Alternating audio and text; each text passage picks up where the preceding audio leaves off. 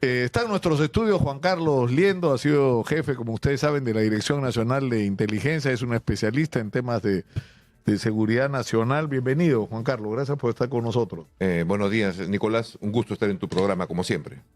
Vamos a hablar de varias cosas. Lo primero es esto de Eric Prince, ¿no es cierto? Que la gente no sabe quién es Eric Prince. Hernando de Soto me llamó, yo pensé que no era verdad, pero era verdad. Dijo, tengo una bomba. Y bueno, y resulta que la bomba era que había traído a Lima a Eric Prince, que es el fundador de una compañía que, aunque ahora le han cambiado de nombre, Sí. en todo el mundo es conocida como Blackwater. Y yo quisiera, Juan Carlos, que le expliques a la gente qué cosa es Blackwater. Blackwater es un contratista privado militar de Estados Unidos que es parte de la proyección de fuerza de la influencia del gobierno norteamericano para generar efectos geopolíticos en zonas críticas del mundo. Eso es lo que es Blackwater. Actúa en coordinación con el FBI, la CIA, el Departamento de Defensa, el Departamento de Estado, en donde están los intereses de los Estados Unidos. Es muy importante ello porque tiene un historial en Irak, en Afganistán, en África, en Sudán, en varios sitios, y también América Latina, ¿no? Ha tenido en Colombia, ya no está en Colombia, ahora lo tiene en Haití, lo tiene en Ecuador, y la presencia de este fundador de Blackwater, contratista americano en el Perú, ya pues es la señal última de la incompetencia de este gobierno. Es el reconocimiento. El reconocimiento de que Ahora, han tirado la yo he toalla, hablado ¿no? con fuentes del gobierno y lo que me dijeron en principio es que ni siquiera lo iban a recibir, que no había nada programado, por lo menos hasta antes de ayer con este señor, ¿no? Ahora, el tema es que este señor heredó una enorme, él era militar y heredó además ha estado en la CIA y ha estado, ¿no? Claro, es parte Y heredó una gran fortuna que incluyó extensos territorios donde montó un gran campo de entrenamiento y reclutó a comandos de todas las comandos de élite en realidad lo que ha hecho es un ejército privado que además cobra. Yo he leído, Claro, es un negocio. Claro, porque se fue, por ejemplo, a Irak y cuando hubo el lío que en una plaza le dispararon a la gente y murieron 17 personas. 17 muertos que no debieron Fallujah, haber muerto sí. porque dispararon, eran civiles norteamericanos disparando en una plaza en Bagdad y matando, o sea, terminó con que les cortaron el contrato porque ellos tenían el contrato de protección de todos los intereses norteamericanos en Irak, $1.000 millones. Una locura la plata que le cobraba el gobierno americano. Claro, es parte de las controversias de este tipo de fuerzas, que es una respuesta a la naturaleza híbrida de las guerras de hoy, guerras proxy y guerras híbridas, ¿no? Que son altamente cuestionadas en términos políticos, en términos éticos, morales del empleo de la fuerza, pero que son reales, existen. El hecho de que Hernando de Soto lo traiga acá al Perú, o sea, no es una casualidad y es la evidencia concreta de que desde fuera nos están mirando como un campo de batalla, que no es tal como Irak, Afganistán o esos sitios. Claro. Pero sí acá en el Perú se está dando una guerra híbrida que nadie se quiere reconocer. Lo centro, Nicolás, el hecho de traer un contratista a este nivel es la aceptación clara y concreta de que en el Perú se vive un problema de seguridad nacional que no está siendo atendido por el Estado, donde el Estado no está cumpliendo la función constitucional de proteger a sus ciudadanos y están trayendo a un extranjero para tapar su incompetencia. Ese es en principio lo que viene, ¿no? Un extranjero que primero nos va a cobrar, porque gratis no va a ser si avanzar algo con él. Lo segundo, no es especialista en crimen organizado, porque Local. no lo es. No. No, porque escúchame, mira lo que ha pasado en Guayaquil. Detuvieron a 60 personas en un operativo donde creo que el mismo Prince estuvo y de ahí tuvieron que soltar a los 60 porque se equivocaron en la calidad de la información, ¿no? Entonces... y hay, digamos, una doble dimensión de preocupación porque los contratistas de este tipo, o sea, ellos vienen con una receta y no aceptan ninguna sugerencia local. Ellos actúan por su propia cuenta y no rinden cuentas. Tienen que rendir cuentas a un Estado, o le rinden cuentas al Estado americano, o tienen que rendirle cuentas al Estado peruano si lo que los contrata. De lo contrario son ilegales, ¿no? Serían mercenarios, ¿no? Entonces, en esa dimensión se agrava porque ¿cómo quedan nuestras fuerzas de seguridad? Es un insulto a nuestras fuerzas de seguridad. porque aquí lo que están fallando son las cabezas, Nicolás. Sí, claro. Aquí fallan las cabezas, porque aquí mira, fallan los políticos. ¿no? Mira, yo hablaba con Harvey Colchado ayer, antes de ayer, y él, sobre este tema, ¿no? Y él decía que es un poco como una especie de agravio para los detectives. Olvídate de la política y todas las controversias. Es un agravio. O sea, hay detectives en el Perú que son unos capos que tienen para enseñar, que han derrotado a Sendero Luminoso, que han desarticulado organizaciones de narcotraficantes, asaltantes de banco, a extorsionadores. O sea, realmente hay gente muy capaz. Hay también malos elementos, por supuesto, que hay que limpiar a la policía de ello. Pero es decir, tenemos un patrimonio y una, digamos, una como historia, una trayectoria de grandes detectives. ¿Qué es lo que pasa? Que la política se mete de por medio, ¿no es cierto? Que todo se sesga, que se saltan los órdenes de mérito, se pierde la institucionalidad, no hay recursos, no hay electrónica, no hay vehículos, no hay... Entonces, lo que nos está pasando, que lo comentábamos ayer, es que acá estamos al revés. En vez de estar nosotros infiltrando las organizaciones criminales, las organizaciones criminales están dentro del aparato del Estado, en la policía, en la fiscalía, en el Poder Judicial, en el sistema penitenciario y en la política. Esa es una evidencia, ¿no? Has mencionado al señor Colchado. Bueno, él podrá ser muy eficiente, pero ha sido parte también de una policía política. O sea, también él ha estado involucrado con ello. Me imagino que habla con pleno conocimiento, ¿no? La DIVIAC ha sido una policía política. Pero bueno, es parte de toda esta desconfiguración del sistema de seguridad nacional. O sea, es una afrenta a los buenos policías, ¿no? Es una afrenta a las Fuerzas Armadas, que son constitucionalmente encargadas de enfrentar los tipos de problemas de seguridad graves, ¿no? Es una afrenta a las instituciones del Estado. Mira, ¿por qué no se activa el Consejo de Seguridad Nacional? De ahí deben salir las decisiones. Y por último, ¿no? Aquí los intereses privados que legítimamente quieren defender su patrimonio, sus operaciones, han cometido un tremendo error en involucrar quien podría ser un técnico que tal vez pueda dar buenas ideas, contribuya, porque hay que reconocerlo, si son tamizadas, le está dando, Nicolás, un componente político a una función de seguridad que por naturaleza debe ser claro, porque tienes ahí, te regreso a lo de Harvey, yo sé que tú tienes un juicio político sobre él, pero él decía cosas bien interesantes. Él decía primero que hay una falta de liderazgo que es un problema gravísimo. Sí, si acá estás en guerra y no tienes un comando, y ese es el primer gran problema, que tenga una estrategia.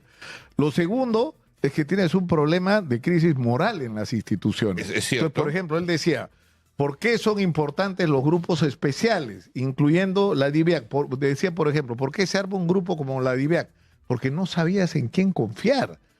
O sea, tú traes información que es clave para desarticular una organización criminal y la organización criminal se entera. Entonces, ¿qué tienes que hacer? Seleccionar a la gente en la que puedas confiar de que la información que vas a ir acopiando te va a servir para pegarle a la organización criminal. Pero ahí hay un hueco. O sea, el problema es real, cierto. El problema no es crear un grupo, la solución no es crear un grupo separado para solucionar este problema, sino es neutralizar esa infiltración. O sea, la principal preocupación es, ok, está funcionando mal, entonces agarro una islita y dejo que el resto siga igual. Pero eso nos lleva, es que otra vez, lo dije al comienzo del programa, no estamos discutiendo lo que... Yo me acuerdo cuando hubo el debate sobre Colombia. En Colombia tenían al frente lo que ellos le llamaban las BACRIM, las bandas criminales, que es el equivalente a las organizaciones criminales acá.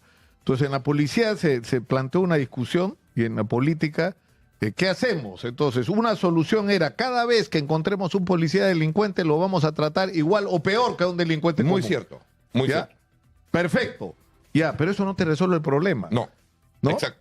Y eso también hablamos con Colchado, porque Colchado decía, dentro de la policía, Juan Carlos, todo el mundo sabe quién es quién. Ah, sí, claro. En cada comisaría, en cada estación, en cada dependencia, todo el mundo sabe quiénes son los que andan derecho y quiénes son los tramposos. En un cuartel sabes tú quiénes son los tramposos. Y en las fuerzas militares igual sabes quiénes están combatiendo el narcotráfico con la mano ahí y forrándose y no quieren que lo saquen porque están haciéndose ricos.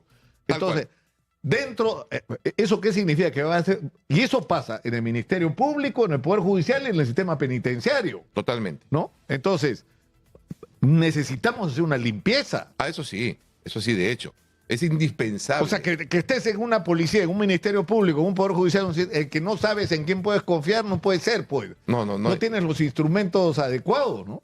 Por eso se tiene que hacer reformas estructurales. Es como si tienes una llanta con 20 parches y esos parches están cuarteados por dentro y le colocas encima otro parche. Tienes que cambiar la llanta.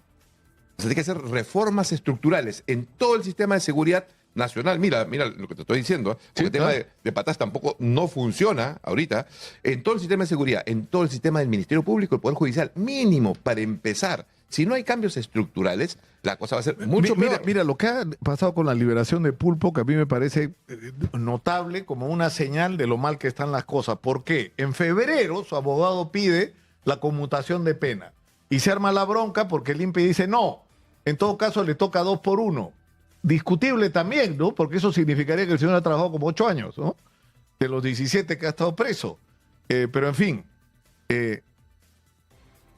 la justicia le da la razón en primera instancia y el abogado apela.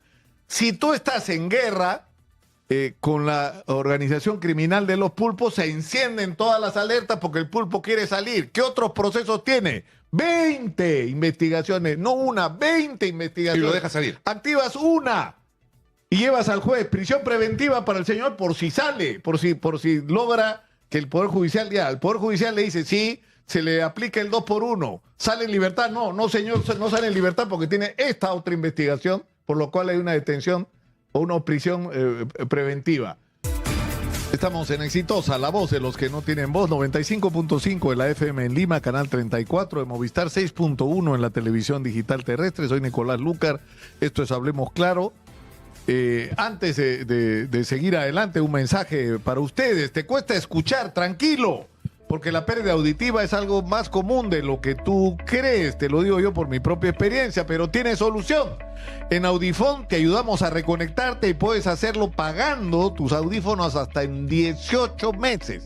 Ya no tienes justificación para no hacerlo. Somos especialistas en salud auditiva y en audífonos medicados con tecnología alemana. Si quieres más información, puedes marcar el 01510-1313, 01510-1313 o llamar al 983-402-173. Repito, 983-402-173. Audifón, la libertad de una buena audición. Estamos con Juan Carlos Liendo hablando a partir de esta iniciativa de Hernando de Soto de traer a Lima a Eric Prince, el fundador de Blackwater, el más grande ejército privado del mundo, porque eso es lo que fundó Eric Prince, que ha recorrido el mundo, ¿no? Sembrando, no sé, con la liberación de Pulpo, ¿no es cierto?, de John Cruz Arce. Es decir, si tú sabes que están pidiendo su liberación, activas todos los mecanismos si es que las instituciones estuvieran articuladas, pero si el Ministerio Público está peleado con el gobierno y viceversa, la policía no se entiende con la fiscalía, entonces no estás concentrado en la guerra contra la delincuencia. Tienes la cabeza en otro lado. Tus herramientas no funcionan. Y lo que tú mencionas, lo complementamos en una entrevista que me hicieron hace un par de días sobre que Chile alerta que ingresa al Perú por la frontera con Tacna, después de 8 días del líder del tren de Aragua más peligroso que estaba en Chile, pasa al Perú, ¿no? Y le dice, los chilenos dicen, señores, ha pasado acá el tren de Aragua, claro, recién nos hemos dado cuenta porque se pasó con un nombre, ¿cómo se llama? Falso, ¿no? Entonces, mira, ese también es un mensaje, o sea, no me va a decir que no sabían, ¿no? En todo caso, tienes un miembro del tren de Aragua, y la periodista me pregunta, y coronel, ¿cómo se detiene a una persona que no tiene antecedentes, que no tiene denuncia en el Perú y es miembro del tren de Aragua? Y no hay ninguna requisitoria, no hay ninguna demanda criminal, ¿no? Entonces, eso refleja la situación en que estamos. Es una situación de guerra híbrida, porque el tren de Aragua tiene un componente político. Yo te voy a dar la respuesta. ¿Cuál es la solución? Porque mira, no hay ni Ministerio Público, ni Poder Judicial, ni policía, que son operadores de justicia constitucionales para darnos seguridad a los peruanos. Esto implica medidas de excepción en el ámbito de la seguridad nacional. Mientras no se active el sistema de defensa y seguridad nacional, porque no funciona la policía, el Ministerio Público, el Poder Judicial, el control fronterizo, el sistema penitenciario, no funcionan, Nicolás, entonces el Estado está atravesando un problema de seguridad grave, estructural. Su respuesta está a nivel seguridad nacional, porque ahí se van a dar las medidas de excepción temporales para poder administrar todo ello. Claro, pero ¿como cuáles? Porque, por ejemplo, regresando otra vez, por ejemplo... Te la digo, te la digo. Pero mira, pero regresando otra vez, yo sé que no eres precisamente el club de fans de Harvey Colchado, pero me parece un gran detective. Él decía cosas tan simples como estas. Si tú tienes, por ejemplo, activado y modernizado y actualizado el servicio de interceptaciones telefónicas legales por un lado, pero por el otro lado el de la geolocalización. O sea, si te llama una persona y te dice, para eso tiene que funcionar el sistema de denuncia, y no ser una broma, ¿no? Por eso. Entonces ya te dicen, me acaban de robar el celular o me acaban de extorsionar. Entonces ya, ¿y de qué número le han marcado? De tal número. En ese mismo instante actúa la geolocalización y no vas y lo capturas y haces el show. Lo sigues, lo vigilas, lo centras, lo chequeas a dónde va, con quién se reúne, con qué otros números vas avanzando en el proceso de investigación. O sea, eso es lo que deberíamos estar haciendo y no lo estamos haciendo, Juan Carlos. Y tenemos policías capacitados para ello, ¿no? Técnicamente, buenos detectives, hemos tenido los mejores detectives del Perú, pero con riesgo a equivocarme muy poco, te puedo decir que no hay presupuesto para investigación criminal. El presupuesto para investigación criminal lo derivan de inteligencia, que es un gasto de seguridad nacional, a investigación criminal, generando una cadena de corrupción muy potente. Pregúntale a Harvey Colchado cuál es la corrupción entre fondos de inteligencia y las necesidades de investigación criminal. Entonces, de repente ya no vas a ser fan de él ahora, pero en términos estructurales, lo que tú describes, o sea, no podemos peinar la calavera, ¿sí? O sea, la calavera no tiene pelo. Entonces, necesitamos reformas estructurales y medidas drásticas. Por ejemplo, un shock de seguridad. O sea, eso tiene que ver en el gobierno, un shock de seguridad. Y no estamos inventando nada, porque ya se está produciendo como respuesta de sentido común en otros países, como en Estados Unidos, con el riesgo de aceptar que la democracia se está degradando. Mira, se degrada en Estados Unidos, en España, en Francia, en Perú, en México, en Colombia. O sea, hay una degradación de la democracia. Pero vamos a esas medidas de shock de seguridad. Es indispensable. De acuerdo a la Constitución, al marco de la Constitución y las leyes medidas de excepción. 5 acciones estratégicas en 6 meses.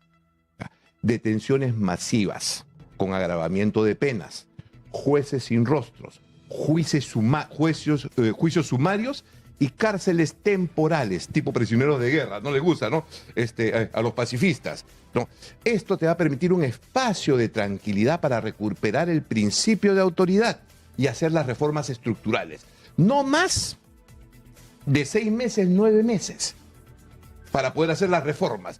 Pasados esos 9 meses, entramos a un Estado de Derecho normal para hacer reajustes en un periodo de 2 años. Pero el problema... no hay otra. Mira, el otro día, Vizcarra, que sé que tampoco es santo de tu devoción, decía una cosa que a mí me parecía interesante.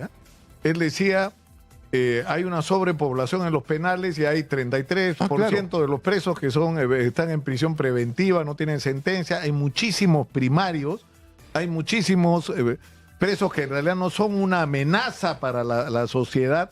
Y tienes que establecer mecanismos no solo como el del grillete electrónico, que es absurdo que no se aplique, sino él decía, ¿por qué no se usan los cuarteles? Si hay cuarteles que están vacíos ahorita, ¿por qué en esos cuarteles no se traslada a parte de esos presos? Y puedes decidir a cuáles, o a los de alta peligrosidad, o a los primarios, para que los penales que ya están construidos como penales te sirvan para controlar a los que es realmente peligroso. O sea, hay un montón de medidas. Ya, pero eso por ejemplo, el tema, mira esto, otra vez que decía Harvey Colchado, la electrónica. ¿Por qué es tan importante la electrónica? Porque tú capturas a un presunto sicario en Chile, le tomas la foto, le tomas las huellas y inmediatamente esa información se conecta con todos los países donde opera el Tren de Aragua. Plin, plin, plin, plin, plin. Y si tienes un sistema electrónico de identificación de rostros y de huella, te va a parecer que el señor no se llama como dijo que se llamaba, sino que tenía otro nombre y que ya había conocimiento de su existencia acá o allá. Eso, Juan Carlos, no existe. No puede ser. A ver, que no esté articulado y que no lo estemos... ¿no? Claro, no existe y por una razón. Y vamos por esa razón. O sea, si seguimos opiniones como la del señor Vizcarra, dice, cuarteles en cárceles, digamos, o seguimos a Harvey Colchado como un ejemplo, entonces estamos condenados al fracaso, pues, Nicolás. O sea, no funciona. Este problema, ya para el señor Vizcarra, tiene que tener una comprensión de lo que es la seguridad nacional y lo que significan los cuarteles vacíos y el costo de tener cuarteles vacíos. Si no, pues mejor cerramos el ejército y cada uno se va a su casa, ¿no? Entonces, porque son cuarteles del ejército. Y hay una propuesta por ahí política que dice, el ejército debe entregar el 25% de sus recursos para que la policía se fortalezca. O sea, porque por ahí va el tema, ¿no? Cualquier acción sin reformas estructurales es un llamado al fracaso. Cualquier medida, o sea, es lógico lo que tú mencionas, tecnología, interconexión en tiempo real, coordinación internacional. Nicolás, ninguna policía del mundo se va a relacionar con una policía acá que hace actividades políticas o que está plagada de corrupción. No hay forma. Ningún servicio de inteligencia internacional se va a relacionar con una agencia de inteligencia local que no está a la altura, por no decir otras cosas. Debemos de dejar de peinar la calavera y hablar seriamente de las reformas estructurales. Tú eres uno de los pocos que los toca. Yo lo escucho regularmente. Tú hablas del plan nacional, un proyecto de país. Eso está ausente en la mayoría de la prensa. No, y además, pero el tema de la politización, o sea, no quiero hacer abogado de Harvey porque no necesita abogado. Pero cuando Harvey Colchado le pegaba a Castillo, lo aplaudían. Cuando le pega a Dina Boluarte, lo critican. Política. Pero es que eso es... o sea, en realidad, si tú tienes una policía contra la corrupción, le tiene que pegar a todo, sea quien sea, sin importar de qué color político, y no juzgarlo.